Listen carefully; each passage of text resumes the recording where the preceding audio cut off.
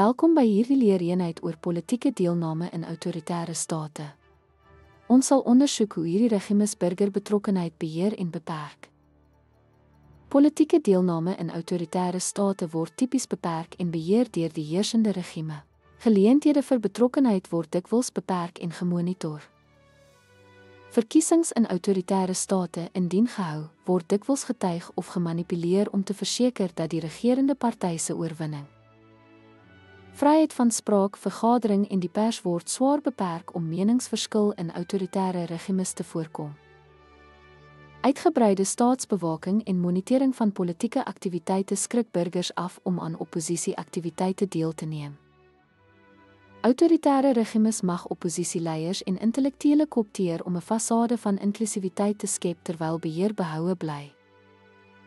Regerings vestig dikwels en bevorder staatsgeborgde organisasies wat in lyn wees met die ideologie van die regime, marginalisering van onafhanklike groepe. En dan het ons onderdrukking, politieke aktiviste en opposisielede staar gereeld teistering, gevangenisstraf of geweld in die gesig. Politieke deelname in autoritaire state word erg beperk om mag te behou.